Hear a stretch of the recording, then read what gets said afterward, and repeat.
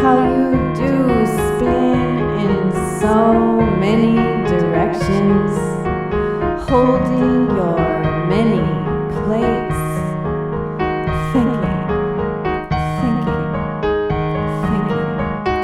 Oh, my busy mind, how do we let go of the past patterns and pave our way into the new world, free.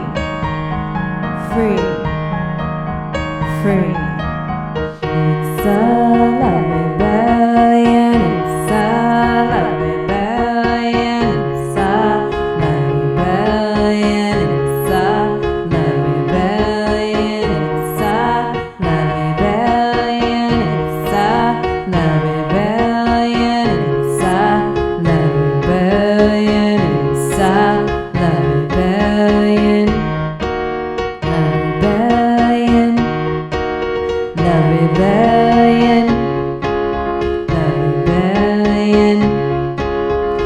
rebellion.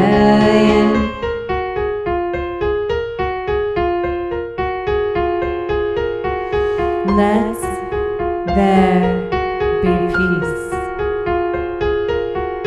Let there be peace. Let there be peace. Let there be peace.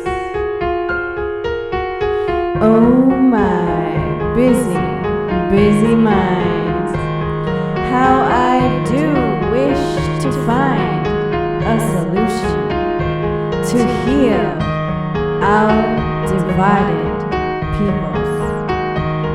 Oh, my busy mind, it is time to be at peace. Take a breath. Be centered, grounded, rooted in this moment, in this moment, in this moment. It's a love rebellion, it's a love rebellion, it's a love rebellion, it's a love rebellion, it's a love rebellion, it's a love rebellion, it's a love rebellion, it's a love rebellion, it's a love rebellion, it's a love rebellion, it's a love rebellion, it's a love rebellion.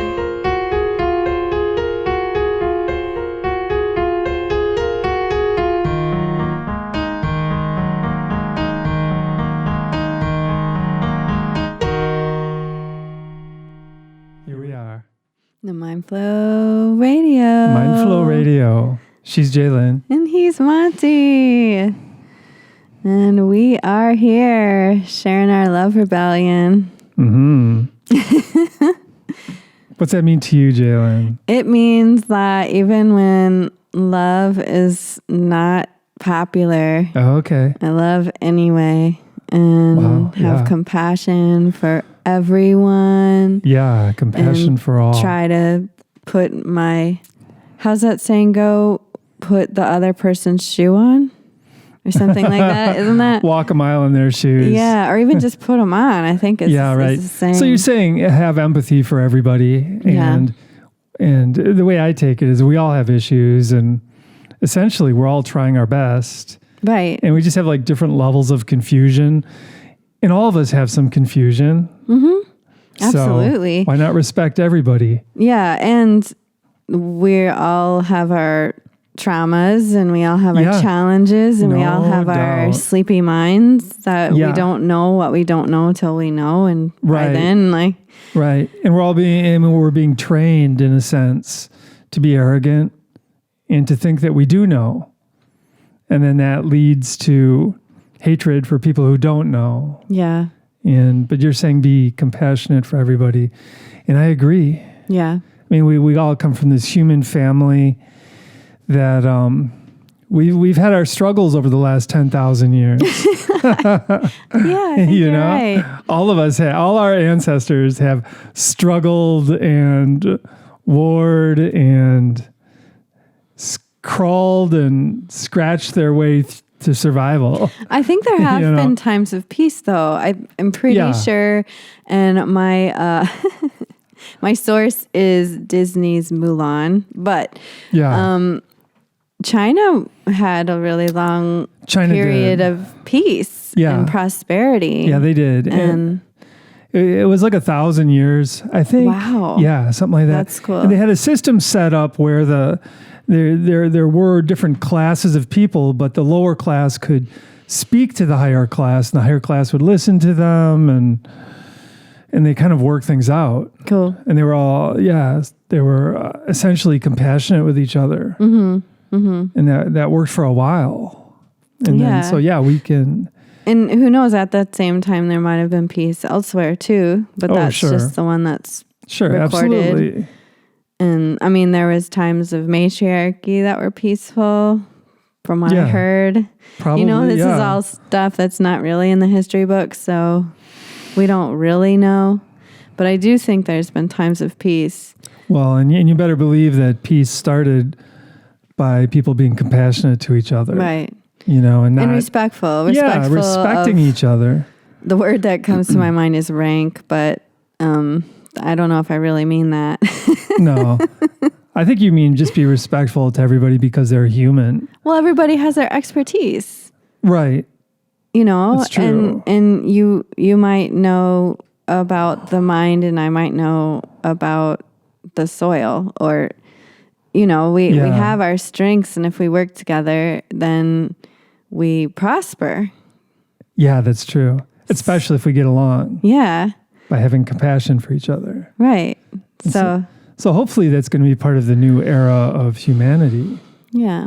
So do you concur with love rebellion, or do you have a different vantage point? I don't know. I love the idea that we're a part of this love rebellion. Mm-hmm. And a lot of times in my mind I go back to Jesus, and I'm not a Christian necessarily, but he was definitely a radical. He had this radical love philosophy. Mm-hmm. Love your enemies. Yeah. It's like, whoa, that's radical. Right. But he believed it, and he had his reasons, mm-hmm. and I believe it too. Mm-hmm. And it's not always the easiest thing. I don't know if I can do it necessarily, but I believe in it. But I do believe I can have compassion for everybody. Right. And we're not perfect. We're not enlightened. And we're not claiming that we are. No. But we do try to be as kind and compassionate and understanding and accepting of all people, all beliefs. Yeah. Well, essentially, I think we realize that everybody has issues, mm-hmm. including ourselves, mm-hmm. including everybody, including both sides, quote unquote, sides of the political spectrum, Yeah. This right and left thing where they're like disrespecting and being hateful towards each other all over the place. Yeah. And I mean, we're in a new chapter. We are. Here we are. There's no arguing that one. We have a new chapter in our history in our country. And I guess the question is if this new chapter is actually going to be different than the last chapter. Yeah, I mean, as far as the reality of human existence in this country, and around the world. Yeah. Time will tell. Let's. I'm open. I'm open to supporting with positive energy, just like I was open before. Yeah, we should. I don't get my undies in a bunch when the person I don't like wins, I guess you could say. Well, I'm not usually a part of the two-party system anyway, but still, it's like. Yeah. I know in the Bible, and I know in my history in this life, that we have been taught in our Church of Christ that you pray for the president, whoever it is. And that always seems to go well as long as it's the president that they chose. But if it's not the president they chose, let me tell you, there's a lot of kitchen talk. It's interesting, because it makes me think of the part of Buddhist philosophy is you pray for the happiness of your enemies. Yeah. Now that's a powerful thing. Well, yeah. Isn't that the loving kindness meditation? Pretty sure, because loving kindness meditation is may you be happy, may you be peaceful, may you be healthy, may you have loving kindness. And so you say it for yourself, then you say it for someone you love, then you say it for someone you're neutral. Yeah. And then you say it for someone you're having a hard time with. Okay. And you do this until you feel neutral about the person you're having a hard time with. Yeah. And it has helped me greatly with forgiving the past. Yeah. So that idea of loving an enemy doesn't really feel right, but loving what has hurt you, loving situations that have challenged your peace, challenged your authenticity. Well, at least accepting. Acceptance is a big deal. I think that's kind of lacking. Yeah. In our culture in general, and the philosophy of our culture, but if we can accept people who we don't agree with, and who people who have done us wrong, instead of pointing fingers and shaming and blaming and hating, and because really, when you engage in that kind of process of shaming, blaming, and hating, your mind gets in the habit of shaming, blaming, and hating. Well, I think it was already in the habit, right? Isn't that kind of part of the problem is that we're already in the habit? We're raised that way, even though, you're not supposed to be the bully or the bullied on the playground. But, when you're a kid, that's how it goes. You go to the cafeteria and you go try to hang out with whoever. It doesn't work out. If you're not the cool kid, you cannot sit at the cool kid table. Yeah. So we're raised into that. I don't know how it happens, honestly, but the shaming, blaming, and hating. Yeah. I don't know. It's a pattern of thought. It's a type of thinking. It's a philosophy. One thing I do know is if we are in that habit, if we're engaging in this shaming and blaming and hating, then when we make a mistake, we employ that same philosophy towards ourselves. And that's a huge problem. That's a huge problem because then our self-esteem tanks. And then we have more shame and blame, and then we try and direct it at others and blame them for that. And in reality, a lot of it is because we're shaming and blaming ourselves. So if we can get out of that habit. And I don't know if this is another point or what do you call it when you don't agree? Debate. I'm not saying that it is that. No. But I'm saying that if you feel that you are less than, then you already have that vibe. You don't even have to be shaming and blaming. I think it's maybe a shaming of yourself. Yeah, I would say that's kind of like shaming. Mm-hmm. Yeah, there was another point I had there, but I spent too much time trying to set it up. Right. Anywho. Here we are. Yeah. I know I wanted to talk a little bit about flow. Yeah, okay. And I think we can flow right over there into flow. And when we were talking about it ahead of time, we were talking about the difference between getting in the flow and being in the flow, right? Or no, go with the flow. Yeah, that's saying go with the flow, which is kind of a philosophy of how to live. But then being in the flow, it's a state of consciousness. Yeah. So they're two separate things, essentially. And you had the example. Would you like to share your example? What was it? Go with the flow. Oh, I mean, people can use that as an excuse to do anything, really. Yeah. I mean, somebody in Germany in 1938 could join the Nazi party because they were going with the flow of things. True.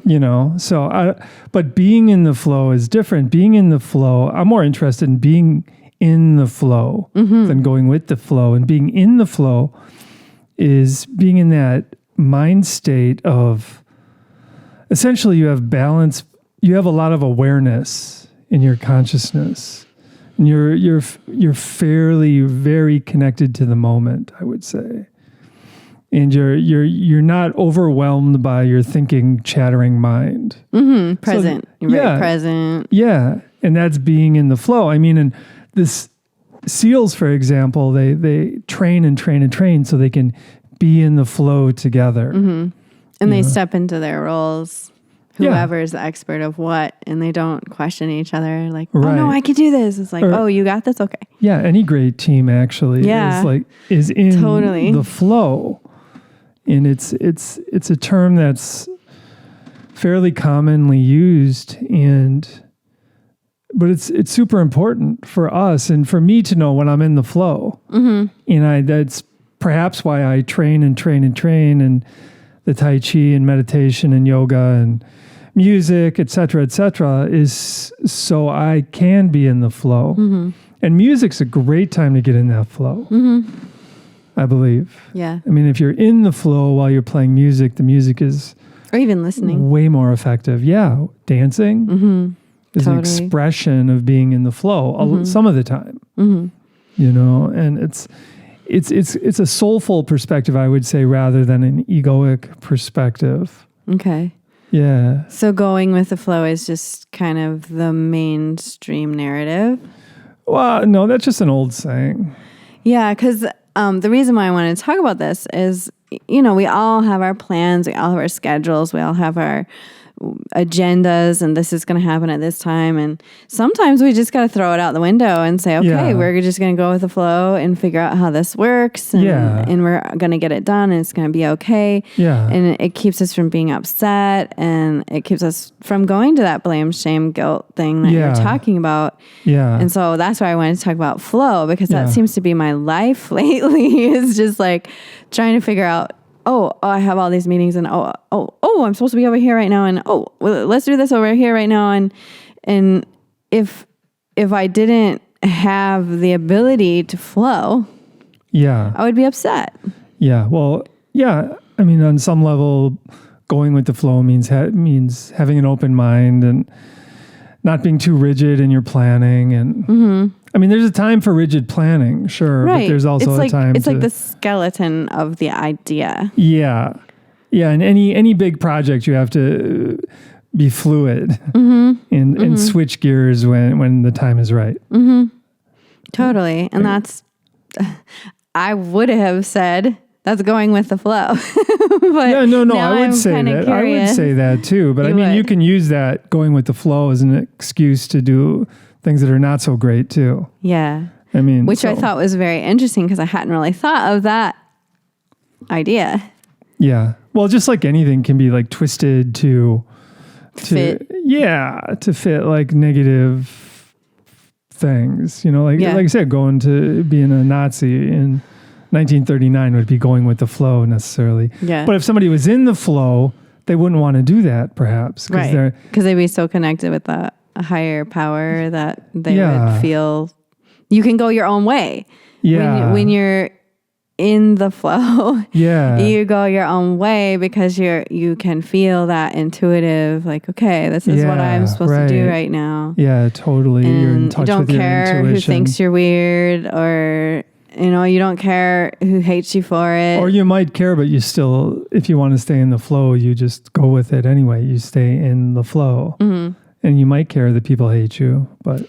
Well, I think isn't that kind of part of the practice is detachment. So detaching from...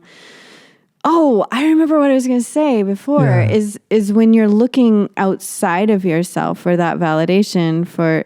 So we were talking about... I don't even remember what we're talking about now, but the idea of looking outside of yourself for validation instead of looking inside of yourself for validation. Yeah. And that fits this as well, because if you're in the flow of your own knowing your own connection to higher power, you don't need validation from the outside. No, because essentially if you're in the flow, it feels so good. Yeah. Just peaceful. Yeah. Well, yeah. Peaceful feels good. Fulfilled.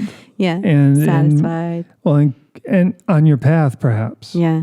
And that feels good. Yeah. And you feel fulfilled. Yeah.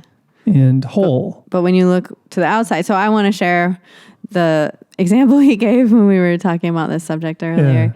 And I just thought it was so uncanny. And he said, you know, you're at a party and everybody starts shooting out with heroin and you're like, oh, I'm going to go with the flow.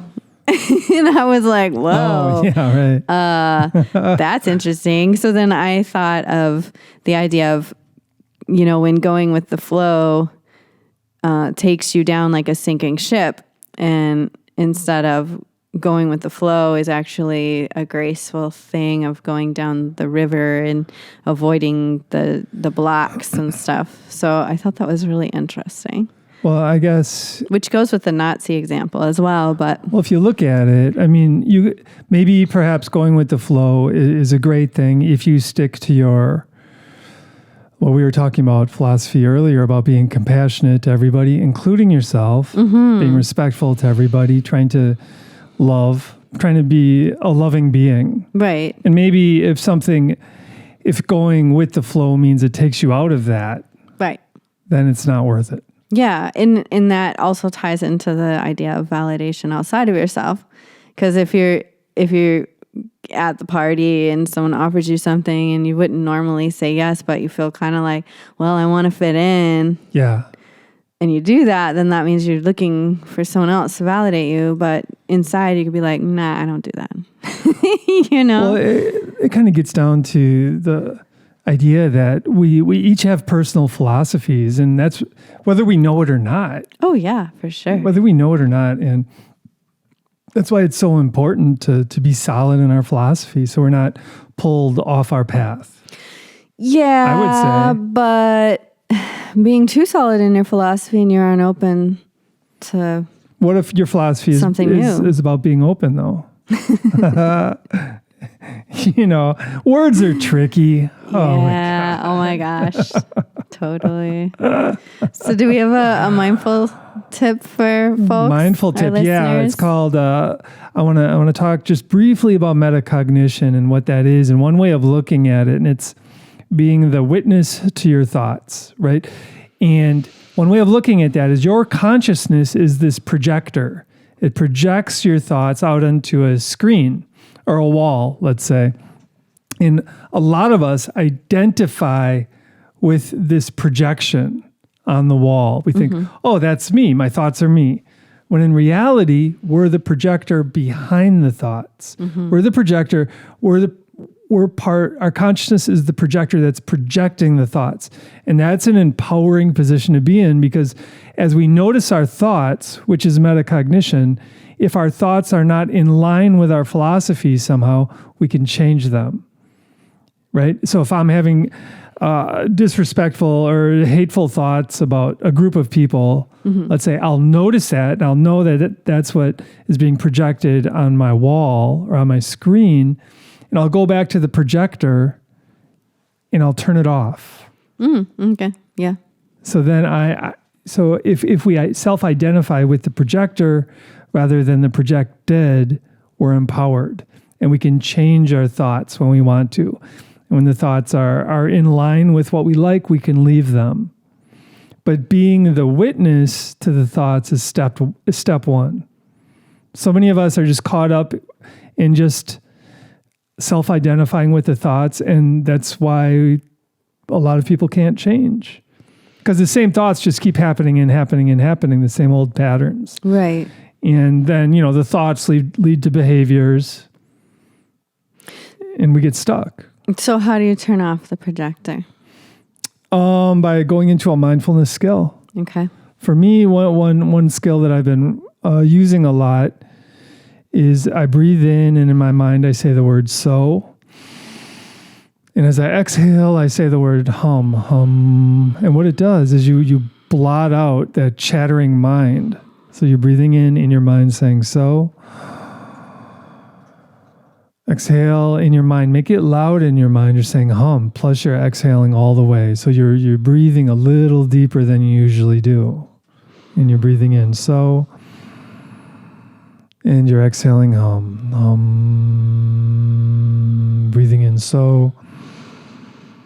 Exhaling hum. Hum. And ideally, if you really want to have that ability to turn off that projector, you want to practice that when you're just feeling like normal day-to-day, feeling, just say so hum a few times. And then when you notice through using your metacognition, through witnessing your thoughts, that your thoughts are not productive at that time, you can go into so hum and turn off the projector or re-steer it. But it's a real skill that requires training. Yeah, usually. For sure. I mean, it's not like you just save the so hum for when there's a problem. Yeah. It's not going to work then. You need to practice when you're feeling normal, essentially, and practice every day. Or just, regularly. Yeah, regularly. And then when an upsetting thought or upsetting situation occurs, or you meet an upsetting person, and you want to change your thoughts, boom, go into so hum, and it quiets down the internal dialogue, the mental chatter, and then it kind of cleans the slate in a way, and you're able to project what you want to project, because you are the projector. Right. Well, and we all are, whether we know it or not. So you can switch the reel whenever you want. Yeah, right. Once you know that. Yeah. Once you practice it. And then you're empowered. And then you're empowered. So you're not just blown about, you're not just stuck in your old patterns of thinking and behavior. Going with the flow of the past. Yeah, right. I mean, and some of these patterns of behavior, they've been handed down for probably 10,000 years. And maybe they don't work for us anymore. Yeah. And maybe some of them do, but you have to make that decision for yourself. But the first step is to really just notice your thoughts and know that you aren't your thoughts. Right. And honor your mind. The thoughts are a product of your mind. Moment. Yeah. And if you're overdosing on Facebook, that's a really bad idea. Oh, we gotta. So you did a week off. Yeah, week off Facebook fast. How did that go? It was great. My mind settled down immediately. Immediately, once I made the decision to stay off it, and it was getting a little out of hand. I was out of balance. It's so addictive. It's like, oh man, and if it's addictive for me, I know it's addictive for other people. Yeah, for sure. But it's so, I was thinking perhaps, I'm back into it now, and I'm thinking maybe every other day I should get off it, and I don't know. I haven't figured it out yet, but it was a good break. And I also stayed away from YouTube and the media. Well, we watched the inauguration. The news. Yeah, that was on day 7. I watched the inauguration. Oh, okay. Day 7. Yeah. And that was all right. I didn't even think about it. I wanted to see it. I'm turning this on. I was happy that it just like peacefully, it was nice. Rolled on and nothing dramatic happened. And I'm sure those 25,000 troops surrounding the Capitol kept it quiet, which was... Well, there was a lot of nice words, too. Yeah, there were. I mean, people were throwing out lots of words of love and unity and... We can use that. Et cetera. I'll take it. Thank you. Yeah. And let's embody that. Yeah. I mean, just culturally, boy, if we could embody unity and love. And we really needed that. I literally felt a wave of peace during that inauguration. Like I felt like all the people who have been so upset over the last while just all of a sudden found peace. And I felt so happy about that. Well, a lot of people did find it, and it's whole other group of people were very discontent about it. Maybe. Oh yeah, but it was just such a peaceful message. So yeah, I appreciated such a peaceful message. I really, really had my fingers crossed for that. So yeah, Bernie Sanders was throwing off a lot of peace there in his mittens. And yeah, he's all over the place. Yeah. People are like, why was he wearing mittens? I'm like, to keep his hands warm. What do you think? It's cold. It's winter. It's January, Dude's 80 years old, Yeah. I mean, I'd be wearing mittens. I'd be wearing mittens. A couple scarves and my snow pants and... Yeah. So perhaps this is some sort of new chapter for all of us, and let's make the most of it, because ultimately, I talk about our mind as a projector. Besides that, our minds are like immensely powerful manifesting machines or instruments of manifestation. Yep. So what do we want to manifest? What do we want to manifest? Peace. And know whatever you're projecting on your wall, that's going to be what you're working on manifesting. Mm-hmm. Yeah. Essentially. So, yeah. And what you're projecting on your wall is a validation of what you are manifesting. Yeah. So. And we all manifest our lives. Yeah. I mean, whether we know it or not. Yeah. And 99.9% of the people perhaps don't even realize it, but we're all manifesting our lives right at this very moment. We're manifesting. Yeah. So what do we want to manifest? And let's move in that direction. And I believe we are moving in that direction. A whole bunch of us. Mm-hmm. The tribe. The tribe. The Mindflow Radio tribe. I don't know. Well, that's part of it. Yeah. It's part of the bigger tribe of yeah. So lots of gratitude out there to all y'all listening. Yeah, indeed. And enjoying this mindful expression of vitality that we share with you. And big thanks to Jeremy for thank you, Jeremy, helping us with this artistic project that we've so greatly wanted to manifest ourselves, and here we are in our own little team. Yeah, true that. Flowing and growing and healing and evolving and doing our thing. Helping each other. Yeah. So it's the again, beauty of working together, really. And I do want to say that I'm leading a free meditation on Zoom, and you can get the link by going to sign up for our newsletter. And if you are signed up for our newsletter, then you might have to look in spam if you haven't found the newsletter, or it might be in a different folder. So just poke around your inbox and search IMI.earth or Integrated Mindfulness Institute. And if you haven't signed up for the newsletter, you can go to www.imi.earth and sign up for the newsletter. And we do a sweet little 30-minute meditation, guided meditation, and I play off the energies of the participants, and it is not recorded. So it is a very special event that I'm holding for free. So please join if you'd like. When does that occur? Oh, right. Mondays at 7:30 Central PM. All right. Thanks for doing that. It's only, it was great. It was really beautiful. Last week was the first week. And nice. We're going to do this for 7 or 8 weeks total, and then reassess what we'll do next. Yeah, that's great.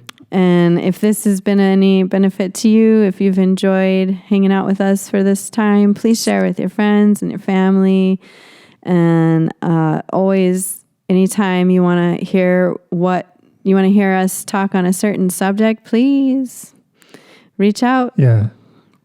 Leave us a note. We'll talk about it. Mindflow Radio. Mindflow Radio. We are all in this together. Yeah. So for sure. This next song that we're going to do is Monte's absolute favorite kirtan song. Kirtan is a way of chanting call and response, different mantras, generally in the Vedic tradition or the Gurmukhi tradition. And we're going to do Hare Krishna. Yeah. How long have you been doing this chant, do you think? A couple of years. Yeah, since we went to Colorado, right? Yeah, before that. Yeah. But daily. Well, I mean, I skip days all the time. But Oh, now I know. Yeah, it's true. I remember we met this guy at this big festival. What was it called? Arise in Colorado at Loveland, Colorado. Oh, yeah. And we were at our camp, and we had our youngest kids with us. It was really quite an adventure. Oofda. And this lovely gentleman came and visited us. I think, what was his name? It doesn't matter. It was some angel name. It was a Russian name. Oh, I thought it was an angel. But anyway. He really was. He was different than everybody else at that place. He was just so high vibrational. Yeah. And then he's like, hey, I'm a Hare Krishna in disguise. Yeah. And he gave it me was some, really cool. I was like, whoa. Yeah. And he gave me some reading material. And ever since then I've been chanting. I have. Yeah, so we have Monte's favorite version that we're going to share with you next. Yeah, and this version is in a 5/4 time signature, which is maybe the only Hare Krishna in 5 that I've ever heard. There was a time that we were traveling, and we're driving along, and I'm freaking out. I think there is ice on the road or something, and Monte starts drumming. I'm the one driving at the moment. He starts drumming on the dashboard and singing, and he knows that if he sings that I'll sing too, because I love when he sings. So he starts singing. She's the only one that loves I'm calming down. I'm calming down. I'm like, okay, here we go. So I've found that this is a really great, he'll be chanting it in the morning, and I'll just sit and meditate and listen to him. It's really a sweet time. Yeah, the Maha Mantra. Mantra. It's meant to open the heart chakra. Tulsi Gabbard loves the Maha Mantra as well. Yep. Just want to say we met her and she's really spoke cool. with her briefly about that. She's really cool. Yeah, we love her philosophies. Yes, indeed. Yeah. All right, y'all. All right, here we go. Be well. Peace out. Peace out.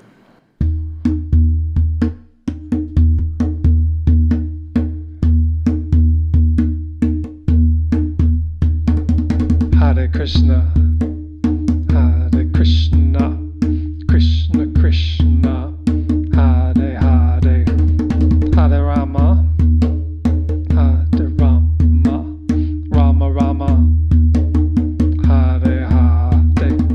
Hare Krishna, Hare Krishna, Krishna Krishna, Hare Hare, Hare Rama, Hare Rama, Rama Rama, Hare Hare, Hare Krishna, Hare Krishna, Krishna Krishna, Hare Hare, Hare Rama, Hare Rama, Rama Rama, Hare Hare, Hare Krishna, Hare Krishna, Krishna Krishna, Hare Hare, Hare Rama, Hare Rama, Rama Rama, Hare Hare, Hare Krishna, Hare Krishna, Krishna Krishna, Hare Hare, Hare Rama,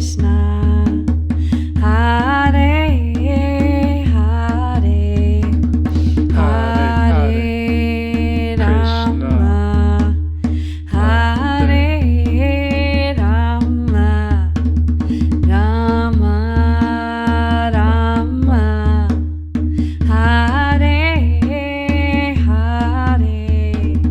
Hare Krishna, Hare Krishna, Krishna Krishna, Hare Hare,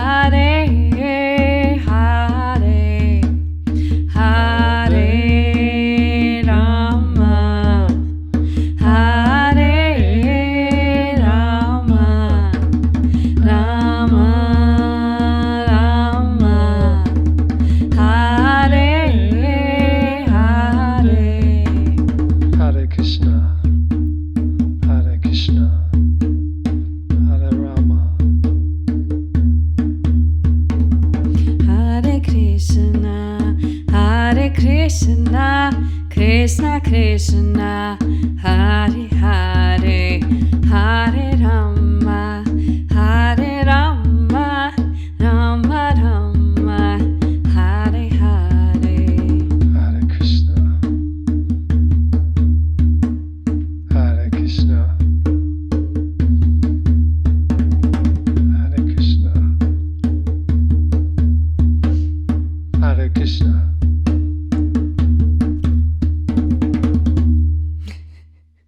Krishna, Krishna Krishna, Hare Hare, Hare Rama, Rama Rama, Hare Hare.